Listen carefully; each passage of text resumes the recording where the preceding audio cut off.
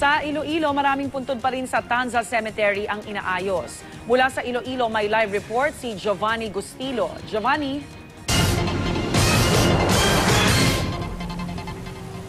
Rhea, isang araw bago pa man ng undas ay puspusan ng ginagawang paghahanda ng mga pamilya ng mga kamag-anak na merong mga patay sa iba't ibang sementeryo dito sa Iloilo. Pero sa Tanza Cemetery ay may mga puntod na tila sa sapit ng undas ay hindi pa rin maisasaayos. Enero ngayon taon nang nasira ang 28 mga puntod sa Tanza Cemetery. May ilan sa mga condo type ng mga libingan na naisaayos na, ngunit kinatatakutan naman na matitibag ang iba kung hindi agarang makukumpuni. Isang araw bagong undas, hindi pa napapalitan o nadadagdagan ng 2 kawayan na sumusuporta sa mga libingan na kinatatakutang matitibag. Ayon sa pamunuan ng Tanza Cemetery, hindi pa nila ito maisasaayos dahil hindi pa nakakausap ang mga kamag-anak ng mga patay. Sabi ng tagapamahala dito, pag-uusapan nila ito tuwing dadalaw ang mga pamilyang nagmamay-ari ng mga puntod at plano ng Iloilo City Government na ilipat ang mga nasa ika-4 na palapag para maiwasan ang pagkatibag ng mga libingan.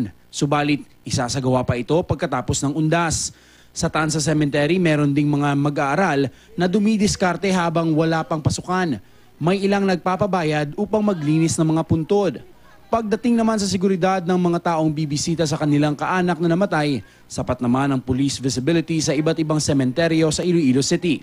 Maliban sa kanila, may mga volunteer din na tutulong sa peace and order, kagaya ng Bantay Bayan at mga barangay peacekeeping action team. Maliban sa paglilinis ng mga puntod, abala rin ng mga tao sa pamimili ng mga bulaklak, kandila at lapida para sa mga yumaong kamag-anak. Tumaas man ang presyo ng mga bulaklak ng 10 to 30 pesos kada dosena, marami pa rin ang bumibili, lalo na ang mga bulaklak na matagal malagas gaya ng Malaysian mums. Tumaas din ang presyo ng kandila ng hanggang 5 piso bawat pack. Halos 500 piso naman ang ibinaba ng presyo ng pagpapagawa ng lapida.